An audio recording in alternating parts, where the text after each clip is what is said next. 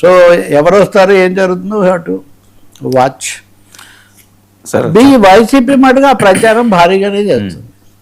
Sir Chandrababu Naidu గారు serious comments, Lokesh కేసులు లెక్కలు, అలా అయితే ఓడిపోతాం అనే మాట. నిజంగా ఇప్పుడు అమంగళం ప్రతిహత మగ్గాగా అంటారు కదా, మామూలుగా అనరు, కానీ మాటికి ఈ మాట చంద్రబాబు నాయుడు గారు గతంలో వైకుంఠపాలి వద్దు, ఒకసారి గెలిచి ఒకసారి ఓడిస్తుంటే మనం అనుకున్న అభివృద్ధి కార్యక్రమాలు సక్రమంగా జరగవు అని ఆయన హెచ్చరించారు. తర్వాత ఇంకోసారి లోకేష్ కూడా అలాంటి హెచ్చరిక చేశారు. ఈ మధ్య రాయలసీమ జిల్లాలో అంటే నిన్న కర్ణాటక వెళ్లే ముందు అక్కడ మాట్లాడినట్టుగా ఉన్నారు. కార్యకర్తల సమావేశాల్లో మాట్లాడారు. కార్యకర్తలే చాలా ముఖ్యం, కార్యకర్తలే ఇప్పుడు అదే ఉంది కదా, కార్యకర్తే అధినేత అని స్లోగన్ అవుట్ పెట్టారు కదా, కార్యకర్తే అధినేత, ఇవన్నీ చెప్తూ మీ అందరి వల్లే వచ్చాము అది ఇది అదే నేర్చున్నారా. కానీ అదే సమయంలో కార్యకర్తలు అనే వాళ్ళు కూడా ఏదేమైనా గెలిపించడం అనేది తీసుకోవాలి. మనము అందరం కూటమిగా పోటీ చేయడం వల్లనే మనకు 94% స్ట్రైక్ రేట్ వచ్చి మనం అధికారంలోకి రాగలిగాము. కానీ అవతల వాళ్ళు ఇప్పటికి కూడా ఇంకా కుట్రలు లేకపోతే ఇవన్నీ కూడా చేస్తున్నారు. ఇలాంటప్పుడు మనం చాలా ఇంకా రెట్టింపుగా పనిచేయాలి తప్ప మీకు ప్రాధాన్యత రాలేదు అది ఇదని కార్యకర్తలు మీరు అలిగి ఇంట్లో కూర్చుంటే ఓడిపోతాం, ఇది ఆయన వాడిన వాక్యం. మీడియాలో కూడా వచ్చింది, ఇదే పత్రికలో కూడా వచ్చింది. మీరు అలిగి ఇంట్లో కూర్చుంటే మటుకు మనం ఓడిపోతాం ఎట్టి పరిస్థితుల్లో, మీరంటే కార్యకర్తలు. సో మీరు ఉత్తేజంతో పనిచేస్తే ఉంటాం. పార్టీ కోసం పనిచేసిన కార్యకర్తలు వీళ్ళందరికీ కూడా మేము ఎప్పుడు ప్రోత్సాహం ఇస్తాం. కాబట్టి ఓడిపోతామనే 29లో కూడా కూటమి గెలుస్తుంది, మళ్ళీ అప్పుడు మీకు చేయాల్సినవి కూడా మేము చేస్తాము అని ఒక మాట. ఇంకొక హెచ్చరిక కూడా చేశాడు, స్థానిక ఎన్నికలకు కూడా సిద్ధం కావాలి. నా దేశం నా పార్టీ నా బాధ్యత, నా దేశం అది నా దేశం అంటే తెలుగుదేశం భారతదేశం, నా పార్టీ నా బాధ్యత అని మీరు అలా చేయాల్సి ఉంటుందని. కానీ ఒకవేళ మీరు సరిగ్గా చేయకుండా పార్టీ కనుక అక్కడ ఓడిపోతే నేను మీ మొహం కూడా చూడను. ఇది కూడా చాలా పెద్ద మాట అనమాట ఇది. అంటే మీరు విజయం సాధించిన వాళ్ళు నేను గెలవకుండా వస్తే దగ్గరకు రానివ్వను. త్వరలో స్థానిక సంస్థల ఎన్నికలు రాబోతున్నాయి, పోటీ చేసిన ప్రతి ఒక్కరు గెలిచి తీరాలి. గెలవకుండా వస్తే దగ్గరకు రానివ్వను, ఓడిపోయిన వారి స్థానంలో మరొకరిని నిలబెడతాం. సో ఇక్కడ చాలా స్పష్టమైంది, గెలుపు గుర్రాలు అంటారు చూడండి.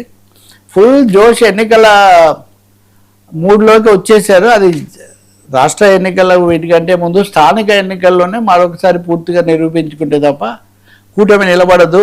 దాని కార్యకర్తలు ఆయన కొన్ని ఉదాహరణలు కూడా ఇచ్చారు. ముఖ్యంగా ఉమ్మడి కర్నూలు జిల్లా దానికి సంబంధించి ఇప్పుడు వీళ్ళకి టికెట్ ఇస్తే వీళ్ళు బలపరచలేదు, వీళ్ళకి ఇస్తే వీళ్ళు బలపరచలేదు, కొంతమంది కాన్ఫిడెన్స్ లేకుండా పోటీ చేశారు, దానివల్ల దెబ్బతిన్నాము, ఒకరికి సహకరించుకోలేదు. కాబట్టి ఐక్యత అన్నది ఉండాలి. రెండవది ఏదేమైనా గెలవాలని పట్టుదల ఉండాలి. ఈ రెండు లేకపోతే గెలిచే వాళ్ళకే స్థానం అని ఇంకా చాలా స్పష్టంగా, అలిగితే ఓడిపోతాము, గెలిస్తే స్థానం ఇస్తాము, ఇది ఆయన చెప్తున్న సందేశం. ఇంకా రెండవది లోకేష్ దాని గురించి కూడా, లోకేష్ మొన్న ఇంటర్వ్యూలలోనే అది కూడా చెప్పాడు, కార్యకర్తలు అనేవాళ్ళు ఎప్పుడు ఎదురొడ్డి పోరాడాల్సిందే.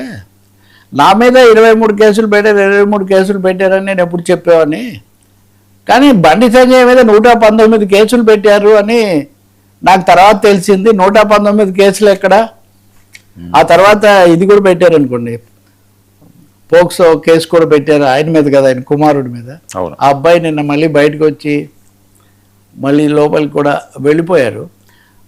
కాబట్టి రాజకీయాల్లో కేసులు ఎదుర్కోవటం ఇవన్నీ కూడా తప్పనిసరిగా ఉంటాయి. కానీ ఇలాంటి కేసులు వేరు, అవినీతి కేసులు వేరు అని మళ్ళీ అదొకటి. అవినీతి కేసులు అవి వేరు అంటే మళ్ళీ reference to Jaganmohan Reddy or YSR party అనుకోవాలి. మేము తలుచుకుంటే జగన్మోహన్ రెడ్డి బయట ఉంటాడా, ఉండగలిగేవాడా అని ఆయన మొన్న సవాల్ చేసింది కూడా బహుశా మనం ఈ నేపథ్యంలో కనుక చూసుకుంటే, ఇందాక మనం పోలీసుల గురించి చర్చించామే, ఇప్పుడు ఇవన్నీ మీరు కలిసి చూసుకోవచ్చు.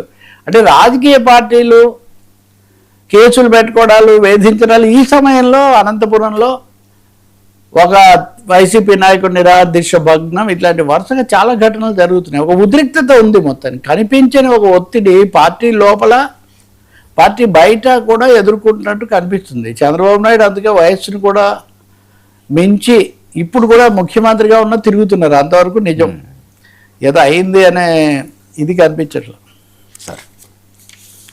సార్ మోడీ వారసుడు ఖరారు, అమిత్ షా ఎలివేషను, అలాగే మంత్రివర్గ మార్పులు సంచలనం. ఇప్పుడు మంత్రివర్గ మార్పులు పూర్తిగా జరుగుతాయి. మొన్న